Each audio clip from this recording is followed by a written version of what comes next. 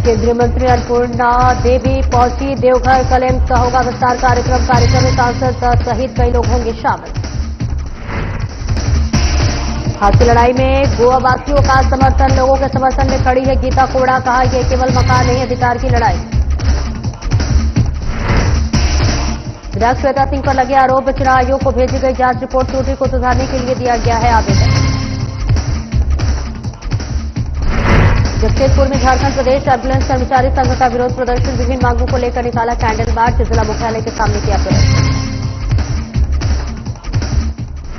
और पानी की तेज धार में बह गया पुल, दर्जनों गांव का टूटा संपर्क, यातायात में लोगों को हो रही परेशानी।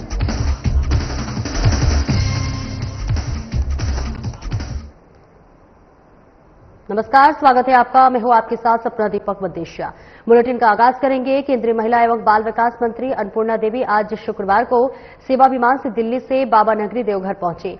केंद्रीय मंत्री का देवघर एयरपोर्ट पर जिला प्रशासन की ओर से उपायुक्त नमन प्रियेश लकड़ा व एसपी अजित पीटर डुंगडुंग ने पुष्पगुच्छ भेंट कर उनका अभिवादन किया। वो कल देवघर एम्स में विश्व योग दिवस पर आयोजित योग कार्यक्रम और 30 बिस्तरों के इमरजेंसी ब्लॉक का लोकार्पण कार्यक्रम में शामिल होंगी।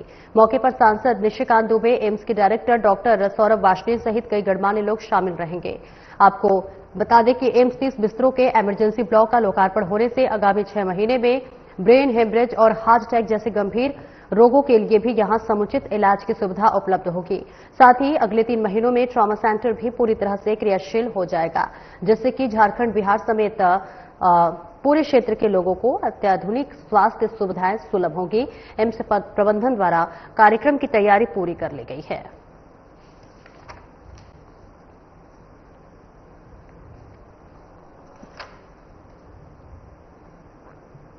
और भारी बारिश के बीच जब चारों ओर निराशा का माहौल था, उसी समय पूर्व सांसद गीता कोड़ा गोवा पहुंचकर वहां के विस्थापन पीड़ित परिवारों का संबल बने। तो वहीं नानक नगर, ढीपा साई पुट साइटिंग, स्टेशन कॉलोनी, डीबीसी, जाटा, हटिंग जैसे इलाकों के सैकड़ों परिवारों को सेल द्वारा हटाने के आदेश में विरोध में उन्होंने न सिर्फ इन क्षेत्रों का दौरा किया, बल्कि पीड़ितों की व्यथा को स्वयं समझा और उनके पक्ष में मजबूती से आवाज उठाई।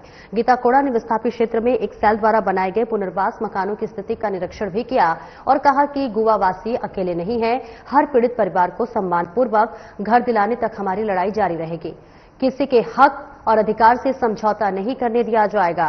उन्होंने सेल कार्यालय पहुंचकर महाप्रबंधक प्रवीण कुमार सिंह और महाप्रबंधक अर्णव डे से मुलाकात की और ग्रामीणों की 3 प्रमुख मांगे रखी। उन्होंने कहा कि विस्थापित परिवारों का पुनः सर्वेक्षण कराया जाए, जिन परिवारों को पहले योजना से बाहर रखा गया उन्हें शामिल किया जाए और बरसात के इस भीषण समय में किसी भी परिवार को बेघर न किया जाए जब तक उन्हें रहने योग्य मकान मुहैया न करा दिया जाए।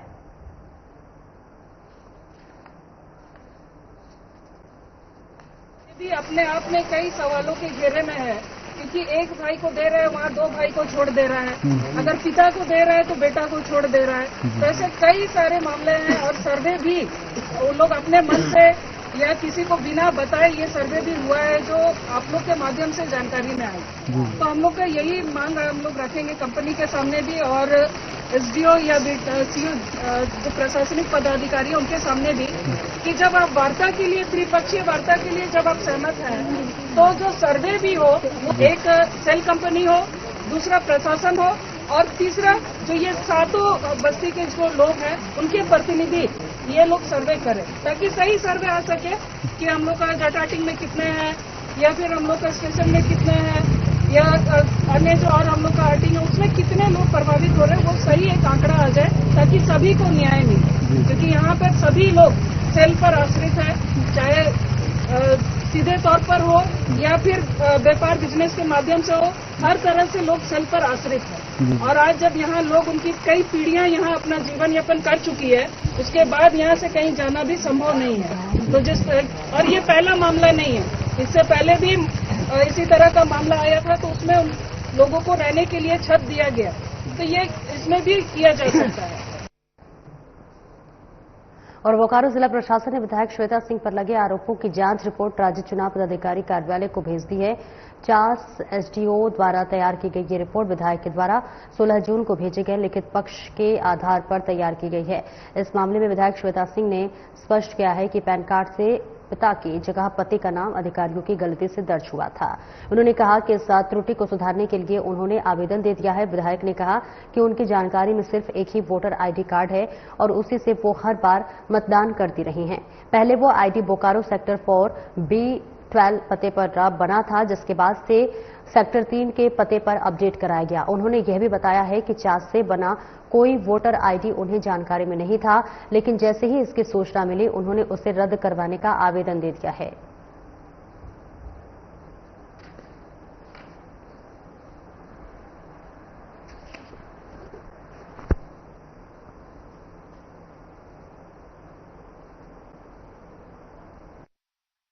को लेकर के तो उसके हिसाब से जो मेरा एक वोटर आईडी कार्ड है जो मैं इस्तेमाल कर रही हूँ, जैसा मैंने पहले भी कहा था, तो रिटर्न में मुझको वो देना था एसडीएम को, तो मैंने उसको रिटर्न में दिया है लिखित रूप में, वकील के द्वारा ड्राफ्ट करके एक लिखित में कि मेरा एक वोटर आईडी कार्ड है जिसको मैं इस्तेमाल कर रही हूँ जो सेक्टर 4 में, और फिर उसको हमने चेंज करवाया और फिर सेक्टर 3 में जो अभी हम जहाँ पे मतलब जो मेरा आवास है वहां पे उस एड्रेस का है।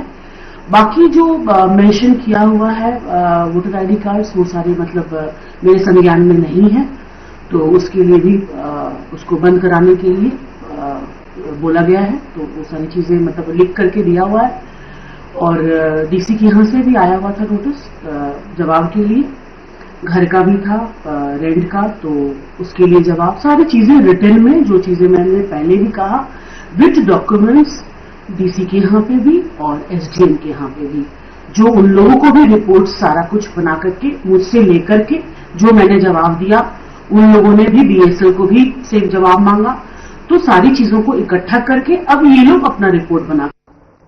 108 एम्बुलेंस कर्मचारी संघ का आंदोलन जारी है। कर्मचारी संघ अध्यक्ष अजय दांगी ने कहा कि जितना हम लोग काम करते उतना हम लोगों को सुविधा नहीं मिलता। वहीं हम लोगों का मांग है कि सामान्य काम का भुगतान, समान वेतन भुगतान किया जाए। सभी कर्मचारियों को 60 से 62 वर्ष उम्र तक स्थायी नौकरी किया जाए। तो वहीं सभी 108 एम्बुलेंस कर्मचारियों को एनएचएम के द्वारा वेतन भुगतान किया जाए। सभी कर्मचारियों को बीमा उपलब्ध कराया जाए। कई आदि ऐसे मांगे हैं।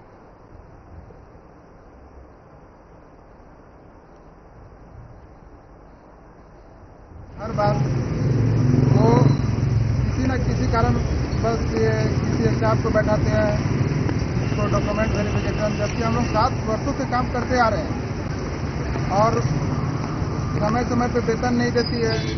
तो हम लोग का मुख्य मांग है कि समान काम और सामान्य वेतन दें और इसके बाद फिर पीएफ ईएसआई का सुविधा दिया जाए और एनएचएम से हम लोग को परमानेंट किया जाए। 60 से 62 वर्षों तक काम फिक्स किया जाए। झारखंड प्रदेश 108 एम्बुलेंस कर्मचारी संघ के द्वारा कैंडल मार्च डीसी ऑफिस सामने किया जा रहा है। इनकी मुख्य मांग है कि ये अस्थायी किया जाए हम लोगों को और समान काम समान वेतन दिया जाए। एनएचएम के द्वारा इनकी नौकरी नियुक्त किया जाए, एनएचएम का जो वेतनमान दिया जाए और इनको ईएसआई ईपीएफ का लाभ प्रदान किया जाए। और जो इनके बकाया भी अभी तक भुगतान नहीं हुआ, जो कि पहली कंपनी के द्वारा काम कराया गया लेकिन वेतन भुगतान नहीं किया गया, उसको अविलंब भुगतान कराया जाए। और नई कंपनी जब भी आए इनको अस्थायी करने के लिए जो सत्यापित कराती है हमेशा, वो नहीं कराया जाए, क्योंकि एक बार सत्यापित हो चुका है तो उसी को लागू किया जाए। कंपनी कोई भी चेंज हो लेकिन इनको वेतन मान दिया जाए और वेतन मान बढ़ाया भी जाए, जो कि एनएचएम के द्वारा दिया जाता है। यही मांग इन लोगों की है और इसको लेकर के फिर 28 जून को राज्यपाल के सामने धरना प्रदर्शन का प्रोग्राम भी पूरे झारखंड प्रदेश की तरफ से झारखंड प्रदेश एम्बुलेंस कर्मचारी संघ के द्वारा 1 दिवसीय किया जाएगा। एक ब्रेक के लिए रुकेंगे, जल्द लौटते हैं।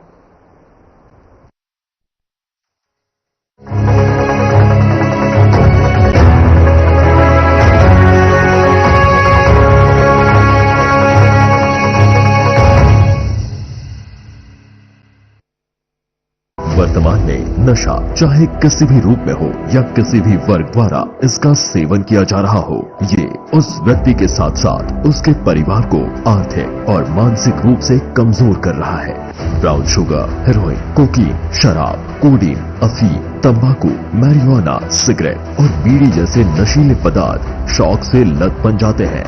वक्त है संभल जाए। माननीय मुख्यमंत्री हेमंत सोरेन के दिशा निर्देश पर जीरो टॉलरेंस नीति अपनाते हुए मादक पदार्थों के उत्पादन, उपभोग और तस्करी कर रहे लोगों पर सख्त कार्रवाई हो रही है। साथ ही राज्य में हो रही अफीम की खेती को रोकने के लिए झारखंड सरकार ने कड़ी सजा का है प्रावधान। जन आकांक्षाओं वाली हेमंत सरकार नशा और नशे की खेती छोड़ने वालों को पुनर्वास देकर सशक्त बना रही है। अब वह सरकार के नशा मुक्त झारखंड के सपने को साकार करते हैं। एक कदम हम बढ़ाते हैं, एक कदम आप बढ़ाएं। नशा छोड़ो, जिंदगी जोड़ो।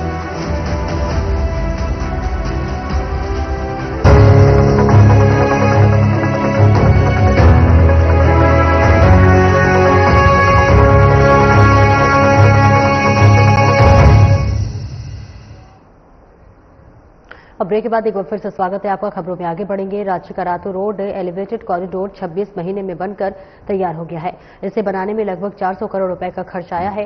कॉरिडोर का उद्घाटन 19 जून को केंद्रीय मंत्री नितिन गडकरी के हाथों होना था, लेकिन इसे अब 3 जुलाई कर दिया गया है। इसके शुरू होने से लोगों को रातू रोड में लगने वाले जाम की समस्या से निजात मिलेगी। राजधानी रांची के लोगों ने बताया कि एक ही महीने में दूसरी सौगात मिलने वाली है। 19 जून को केंद्रीय मंत्री Nitin Gadkari Ratu road elevated corridor का उद्घाटन करने वाले थे, लेकिन अब 3 जुलाई को होनी है, जिससे थोड़ा मन उदास है। इसके शुरू हो जाने से रांची वासियों को रातू रोड में लगने वाली ट्रैफिक जाम की समस्या से काफी राहत मिलेगी। साथ ही बताते चले कि रातू रोड में नागा बाबा खटाल से पिस्का मोड़ तक करीब 2.5 किलोमीटर का सफर पूरा करने में आधा से 1 घंटा का समय लगता था, लेकिन एलिवेटेड कॉरिडोर के जरिए अब ये सफर महज 5 से 7 मिनट में पूरा हो जाएगा। केंद्र सरकार के माध्यम से किए गए ये सराहनीय कार्य है। राजधानी समेत अन्य जगहों से आए लोगों के लिए काफी बेहतर साबित होगा। सुनने में आया था कि 19 को उद्घाटन हो रहा है, लेकिन ये भी सुन रहे हैं कि अब इसका डेट बदल रहा है, 3 तारीख को हो रहा है। तो उतना तो परेशानी होगा, थोड़ा बहुत दिक्कत होगा, लेकिन डेट नहीं बढ़ाना चाहिए, समय से होना चाहिए। पता नहीं काहे लेट हो रहा है। कितना परेशानी हो रहा है? बहुत परेशानी हो रहा है। अब तो जब जिस दिन उद्घाटन हो जाएगा, रास्ता चलने लगेगा तो थोड़ा सहूलियत मिलेगा। अभी लग रहा है थोड़ा ज्यादा लग रहा है अभी। अब जिस दिन खुल जाएगा, ये उद्घाटन हो जाएगा, उसमें 5 से 7 मिनट में हम लोग इसका मोड़ चले जाएंगे। हाँ, बहुत आसान होगा। इसलिए हम चाहते हैं कि जितना जल्दी से जल्दी हो सके इस फ्लाईओवर का उद्घाटन हो। बहुत बढ़िया, बहुत अच्छा ये काम है। उधर भी 2 फ्लाईओवर बना है, उससे जो झारखंड की जनता जो है जाम से जूझती थी, जो स्कूल बस वाले हैं जाम से जूझते थे, आज सब सुचारू रूप से चल रहा है और बच्चे अब जाम में नहीं पड़ेंगे। कोई भी बस जाम में नहीं पड़ेगा। स्कूल से लेट हो जाता था, बच्चों लोग का लेट हो जाता था स्कूल जाने में, बस जाम में फंस जाती थी। लेकिन आज 3 फ्लाईओवर के बनने से बहुत ही रांची वासियों को सहूलियत मिलेगी। थोड़ा जल्दी हो जाता तो हम लोगों को सुविधा रहता आने जाने में। अभी वहाँ से आने में हम लोगों को बहुत टाइम लग जाता है। ऐसे जल्दी उद्घाटन हो जाता तो हम लोग का टाइम का बचत होता, 5-7 मिनट में पहुँच जाते, जो अभी हम लोगों को आधा घंटा से ऊपर का टाइम लग जाता है। बहुत राहत है, हम लोगों का टाइम का बहुत बचत। 15 से अभी वहाँ से आने में आधा घंटा 45 मिनट का टाइम लग जाता है, और फ्लाईओवर हो जाने के बाद हमको लगता है कि 5 से 7 मिनट लगेगा। ये तो केंद्र सरकार का बहुत अच्छा ये है, पहल है। हाँ, बस उद्घाटन का इंतजार है। उद्घाटन के दिन हम लोग भी जाएंगे। वहीं इस फ्लाईओवर के प्रति झारखंड सरकार के सहयोगी पार्टी कांग्रेस ने अपनी नाराजगी जाहिर करते हुए कहा कि जब फ्लाईओवर का काम हो चुका है तो आखिर इसे टालने का क्या मतलब है। जिस प्रकार से लगातार जनता जाम से परेशान हो रही है तो इसे जल्द जनता को सौंप देना चाहिए था, लेकिन भारतीय जनता पार्टी के नेता अपना चेहरा चमकाने में लगे हुए हैं। जब पहले से समय तय था तो इसे टालने की बजाय जनता को सुपुर्द कर देना चाहिए था। यह केंद्र सरकार की इच्छा शक्ति को दर्शाता है कि जब फ्लाईओवर बनकर तैयार है और पहले से तिथि घोषित करके राजधानी वासियों के मन में एक आशा जगा दी गई थी कि अब उन्हें जाम से मुक्ति मिलेगी, तो फिर आज 17 तारीख है और 3 तारीख को फ्लाईओवर का उद्घाटन करके उसकी शुरुआत करने का क्या औचित्य है। हमें नहीं समझ में आ रहा है कि आखिर सिर्फ एक उद्घाटन मात्र के लिए 15 दिनों का इंतजार क्यों। राज्य सरकार ने जो अपने फंड से जो फ्लाईओवर बनाया, सिरमतोली फ्लाईओवर, वो जिस दिन तैयार हुआ उसके अगले दिन जनता को समर्पित किया गया। तो हम चाहेंगे कि जल्द से जल्द 48 घंटे के अंदर में फ्लाईओवर जनता को सुपुर्द किया जाए। किसी भी मंत्री के इंतजार में और उद्घाटन के इंतजार में जनता को सुविधाओं से मरहूम रखना, ये जनता के साथ अन्याय होगा, अत्याचार होगा और केंद्र सरकार कम से कम इससे बचे। रातू रोड की जनता, आम जो राजधानी की जनता है, उस रोड में जाम से कराहती है। आगे इतने दिनों का इंतजार, वो भी भरी बरसात में। बरसात शुरू हो चुका है, बरसात के दिनों में इस तरह की कार्रवाई बिना सोचे समझे 15 दिनों की देरी जनता के लिए बोझ। रातू रोड फ्लाईओवर का निर्माण राष्ट्रीय राजमार्ग विकास प्राधिकरण द्वारा कराया गया है। वही संवेदक के रूप में केसीसी बिल्डकॉन ने निर्माण कार्य पूरा किया है। इसके निर्माण में 400 करोड़ रुपए की लागत आई है। ये फ्लाईओवर कुल 101 पिलरों पर खड़ा है। रांची सांसद संजय सेठ ने केंद्रीय सड़क एवं परिवहन मंत्री नितिन गडकरी से मुलाकात कर इस एलिवेटेड कॉरिडोर के उद्घाटन का आग्रह किया था। सांसद के मुताबिक केंद्रीय मंत्री ने 19 जून को रांची आकर उद्घाटन करने पर सहमति बानी थी। हालांकि यह अब 3 जुलाई को होना है। इसको लेकर लोगों में नाराजगी है, लेकिन वास्तव में आने वाले समय में राजधानी वासियों को बड़ी सौगात मिलने वाली है। लोग कहेंगे, दुख के दिन गयो रे भैया, सुख के दिन आयो रे। साधना प्लस न्यूज के लिए सहयोगी संजय पांडे के साथ रांची से आशीष प्रसाद की रिपोर्ट। चितरपुर को दुलमी प्रखंड से जोड़ने वाले कोची नाले में बना पुल आज पानी के तेज बहाव में बह गया है, जिससे दर्जनों गांवों का संपर्क रामगढ़ जिला मुख्यालय से कट गया है। इस पुल के बहने से सबसे ज्यादा नुकसान किसानों को उठाना पड़ रहा है, क्योंकि दुलमी प्रखंड के दर्जनों गांवों के किसान अब अपनी फसल बेचने के लिए रोजाना लगने वाले चितरपुर बाजार नहीं जा पा रहे हैं। वहीं पुल बहने व आवागमन बाधित होने से लोगों के समक्ष भारी परेशानी उत्पन्न हो गई है।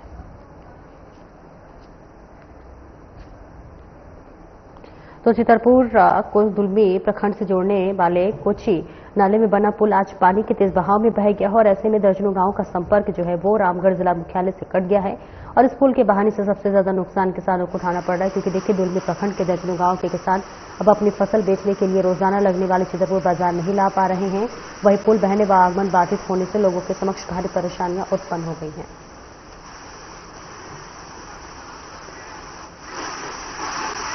दर्जनों गांव को जोड़ता था। इस पुल के गिरने से लोगों के आवागमन में पूरी तरह से बाधित हो चुका है। खास करके किसानों को काफी नुकसान हो रहा है और ये पुल जो है रामगढ़ जिला मुख्यालय से कट गया है। लोग है सो इस पार से उस पार आने के लिए सोच रहे हैं कि किस तरह से आवाजाही करें। उपायुक्त चंदन कुमार 1964 के नक्शे पर चाईबासा में 12 तालाबों खोज करने निकले थे, लेकिन अधिकारियों ने 2 तालाबों दिखाए, उसमें से भी तालाब अतिक्रमण किया गया और इसी के साथ प्रशासन एक एक्शन तेज हो गया है, जहां लंबे समय से तालाब की जमीन पर कब्जा जमाए भूमाफियाओं और कब्जाधारियों पर प्रशासन ने शिकंजा कसना शुरू कर दिया है। चाईबासा अंचल पदाधिकारी उपेंद्र कुमार की तरफ से चाईबासा के 3 भीम तालाब, बड़ा नीम डेह नवेटिया गेस्ट हाउस के पास अवस्थित मिट्टी से हुआ तालाब और तामड़ बांध तालाब में 3 लोगों को नोटिस जारी कर कब्जा हटाने का फरमान जारी किया गया है। जबकि अभी चाईबासा में 7 तालाबों का सर्वे किया जा रहा है, जबकि प्रशासन के द्वारा तालाबों पर भूमाफियाओं द्वारा कब्जा किया जाने के बाद प्रशासन की कार्रवाई से पूरे चाईबासा शहर में खलबली मच गई है।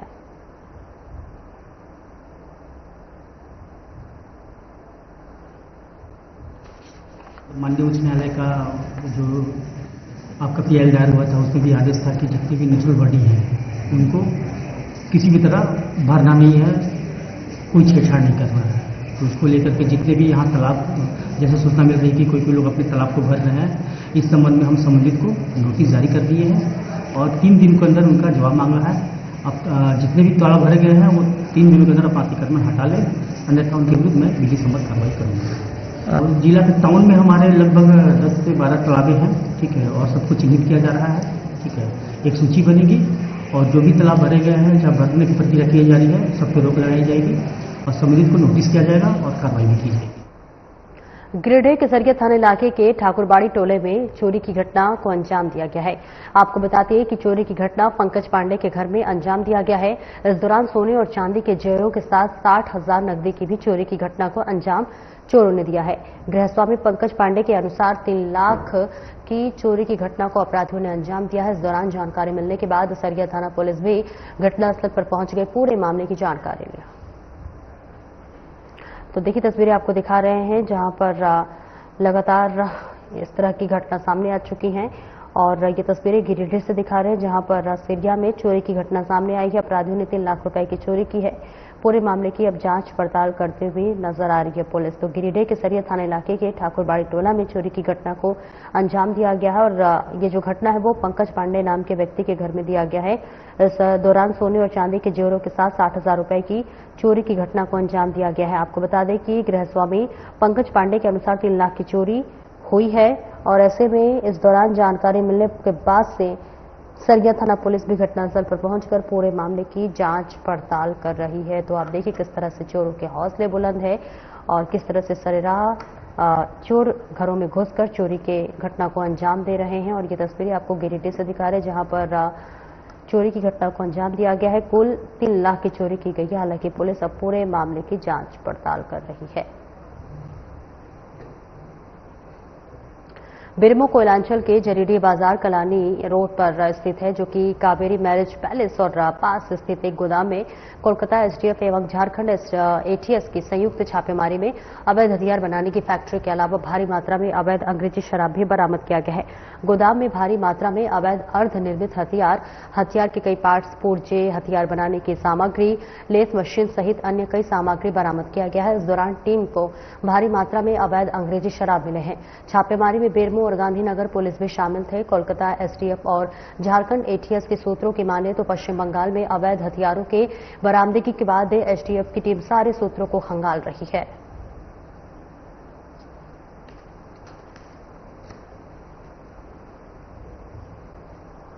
तो देखिए बेरमो कोयलांचल के जरीडीह बाजार कलाली रोड स्थित पर कावेरी मैरिज पैलेस और इस बीच स्थित एक गोदाम में कोलकाता एसटीएफ एवं झारखंड एटीएस की संयुक्त छापेमारी की गई है और इस समय छापेमारी में अवैध हथियार बनाने की फैक्ट्री के अलावा भारी मात्रा में अवैध अंग्रेजी शराब भी बरामद किया गया है। गोदाम में भारी मात्रा में अवैध अर्धनिर्मित हथियार के कई पार्ट्स, पुर्जे, हथियार बनाने की सामग्री, लेथ मशीन सहित अन्य कई सामग्री बरामद किया गया और इस दौरान टीम को भारी मात्रा में अवैध अंग्रेजी शराब मिले हैं। छापेमारी में बेरमो और गांधीनगर पुलिस भी शामिल थे। कोलकाता एसटीएफ और झारखंड एटीएस के सूत्रों की माने तो पश्चिम बंगाल में अवैध हथियारों की बरामदगी के बाद एसटीएफ की टीम सारे सूत्रों को खंगाल रही है।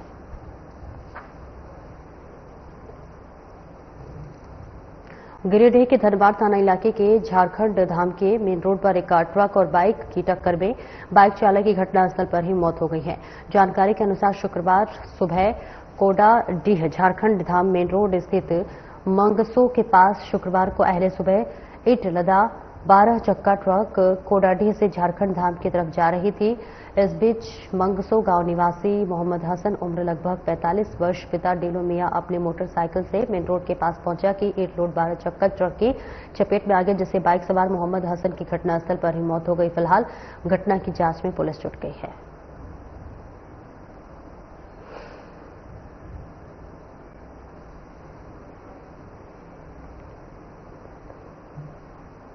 पिछले 36 घंटे से हो रही मूसलाधार बारिश में रेड क्रॉस सोसाइटी भवन परिसर तालाब में तब्दील होकर रह गया है। पूरे कैंपस में पानी भर जाने के कारण स्टाफ से लेकर ब्लड लेने और देने के लिए भी आने वाले लोगों का घोर कठिनाइयों का सामना करना पड़ रहा है। उधर मूसलाधार बारिश के दौरान रेड क्रॉस परिसर में स्थित एक विशाल पेड़ की 2 टहनियां टूटकर गिर गया है, जिससे रेड क्रॉस के पोर्टिको के एम्बेसडर सीट को भी मामूली क्षति पहुंची हुई है, लेकिन पेड़ के नीचे खड़ा वाहन के साथ स्टाफ बाल बच गया। रेड क्रॉस के जर्जर भवन की स्थिति का अंदाजा इसी बात से लगाया जा सकता है कि बिल्डिंग के बाहरी छज्जे का प्लास्टर के साथ साथ अंदर दीवारों पर लगाए गए टाइल्स खुद ब खुद टूटकर गिर रहा है।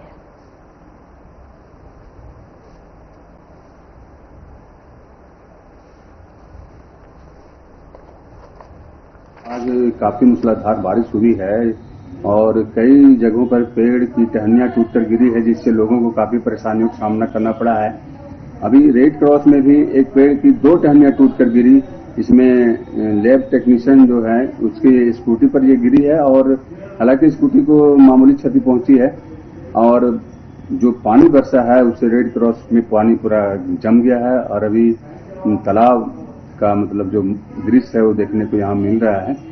फिलहाल बारिश बहुत हुई है और कई तरह का नुकसान भी लोगों को उठाना पड़ा है।